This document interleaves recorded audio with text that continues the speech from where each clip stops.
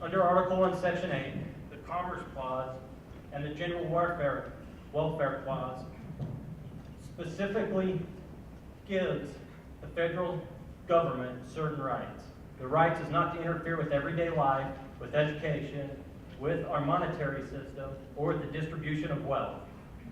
This gives the federal government the right to protect the country as a whole, to protect our welfare against our enemies, protect the welfare of the country and the people in this country against foreign enemies that may encroach either on our land, on our property, or our rights.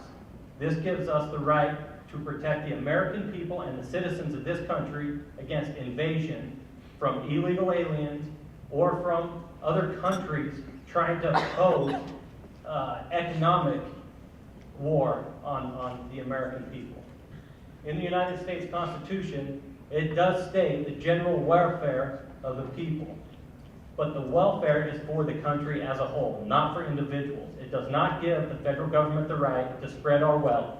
It does not give the federal government the right to give us universal health care. It does not give them the right to take over and take our monetary system over and put it in the hands of the Federal Reserve. Thank you.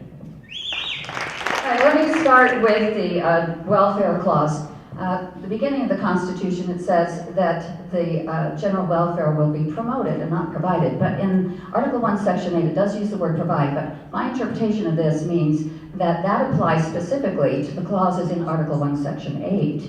So that has been grossly misinterpreted. There have been some case laws throughout the history of our country. I would say starting back after the Constitution was first ratified, we start seeing that there are people moving one direction or the other, and there are some disagreements. Alexander Hamilton wanted the National Bank, and Patrick Henry and James Madison and Thomas Jefferson did not. They wanted more states' rights. So it started then. Abraham Lincoln started taking more control centrally to keep the nation together as a country. But you get into the administrations of Woodrow Wilson, and then you move on forward to FDR, and you start seeing some federal encroachments like never before.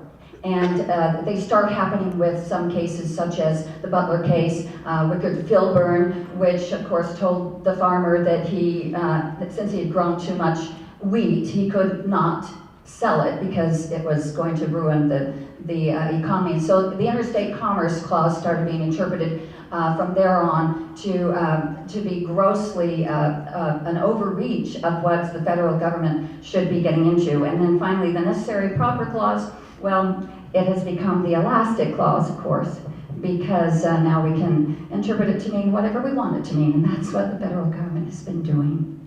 They have been overreaching into all areas of medical care and the Department of Education. And my friends, my experience is in education, and if I'm elected, I want to see the Department of Education gone, not one more dollar there.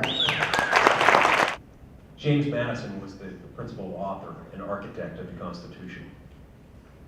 Years after the Constitution was written, he wrote a letter to his friend Joseph Cabell. It's about 1829, just a year or two before he died. He said that he always understood the Commerce Clause as a negative power, a veto power that Congress would have over the states. You see, because in 1787, the word regulate doesn't mean what it means today. Or you think of this sprawling code of federal regulations, 100,000 pages. Back then it meant to make regular, to make uniform, to make smooth. So what that meant was, it was a negative power, a veto power that Congress would have over the states to get rid of inconsistent state regulations that would make it impossible to engage in trade, interstate commerce, and global commerce. That's what that means. It doesn't mean they can regulate every aspect of human existence. Necessary and proper clause. It's not a catch-all. It's not a save-all. It's not a spread our wealth provision. All it means is that Congress can do the things that it has to do in order to do the other things that it has to do. So, for example, there's no reference to the Veterans Administration, the Veterans Affairs Administration of the Constitution, but that's okay. It's necessary, essential, and proper to establishing an armed forces, which Congress has the authority to do. As to the so-called General Welfare Clause, I refuse to acknowledge its existence. There is no such thing. The term general welfare appears not as an independent freestanding grant of authority, it's a limitation on the spending power in Article 1, Section 8, Clause 1. It says that Congress can't spend money on a local, provincial, corporate, or state interest. My version of the Constitution says that those earmarked pork barrel spending appropriations, they're unconstitutional because of the general welfare provision. But there's no such thing as the General Welfare Clause. Congress can't legislate for the general welfare. First of all, the Commerce Clause. What is the government's proper role in commerce? What do you think it is? It should be nothing, in my opinion. The government has no business running our automotive companies, bailing out the banks, running 1/6 of the healthcare industry in this country, and yet it continually oversteps its bounds and tries to intervene in commerce in ways that shouldn't be possible, should be restricted by the Constitution. Regulate commerce, in my opinion, is that the states should have free trade between them. If you look at the reading of that particular clause, and that's one that, I mean, I think the Constitution is designed for entrepreneurs at some level because it gives us a free society to compete and to sign contracts and to be able to have a capitalist society that's protected by a justice system. But the Commerce Clause in particular has been so abused by Congress and legislators that they're intervening in so many aspects of our lives. It's making it harder and harder and harder to compete. I see that every day in business and businesses that I help work with, and it's a critical component. In terms of, I mean, Mike's a constitutional lawyer. I would generally go and talk to him about necessary and proper clause. I don't know. I know what the government is doing right now is ridiculous in terms of overreaching its power and authority. It is hurting our ability to succeed as entrepreneurs. And what really troubles me as a citizen of the United States is that I read the Constitution and I look at what the government is doing and they don't bear any resemblance.